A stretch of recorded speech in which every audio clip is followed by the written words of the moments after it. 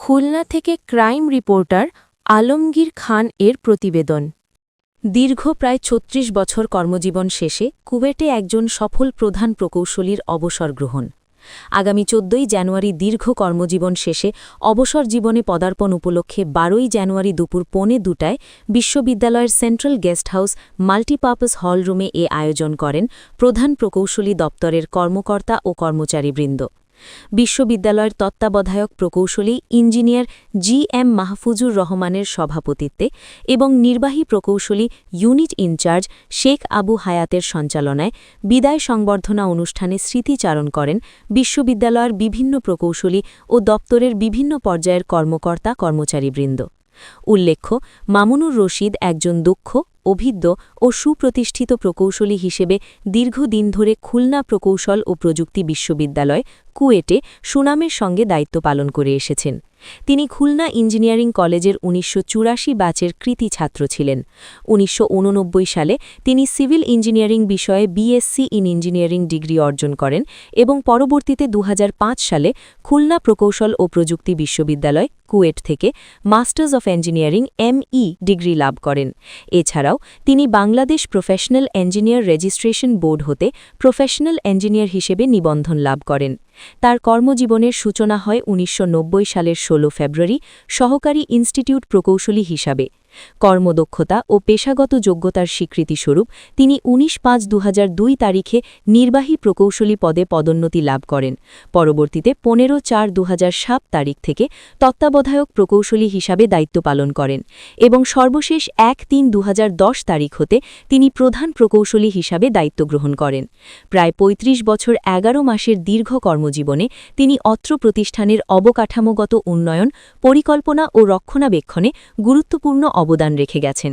তার সততা, পেশাদারিত্ব ও নেতৃত্বগুণ বিশ্ববিদ্যালয়ের প্রকৌশল ব্যবস্থাপনায় বিশেষভাবে প্রশংসিত। আগামী ১৪/১/২০২৬ তারিখ তার কর্মজীবনের শেষ কার্যদিবস। আসার জন্য যে আমাদের এখানে ইঞ্জিনিয়ার হিসেবে জয়েন করবে, আমার বন্ধু ফার্স্ট বয় সেখানে টিচার হিসেবে জয়েন করেছে, তার মাধ্যমে আমার খবর পাঠান। আর আমার যিনি তবলিগের মুরব্বী ছিলেন উনি ইঞ্জিনিয়ার ছিলেন, ইঞ্জিনিয়ার মুফিসার রহমতুল্লাহ আলাই। তো উনিও বললেন, প্রফেসর হান্নান যখন তোমাকে দেখেছেন তুমি ওইখানে জয়েন করবে। সেই হিসেবে আমার এখানেই কর্মজীবন শুরু ১৯৯০ সালে ১৬ই ফেব্রুয়ারি।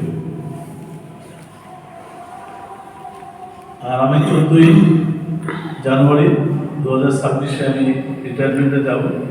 তা আমার এখানে ৩৫ বছর ১১ মাস, প্রায় ১১ মাস, ৩৫-১১ মাস এই প্রতিষ্ঠানে আমি কর্মজীবন।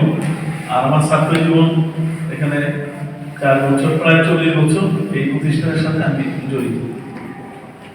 এই জন্য আমার এই প্রতিষ্ঠানকে আমার নিজের প্রতিষ্ঠান হিসাবে আমি ভাবি এবং নিজের পরিবারকে যেরকম আমি ভাবি, আমি এই প্রতিষ্ঠানকে এরকম আমার প্রতিষ্ঠান, আমার পরিবার হিসেবে আমি ভাবি। আমার যারা সাথে যারা সহকর্মী আছে ওনাদেরকে আমি পরিবারের সদস্য হিসেবে আমি ভাবি।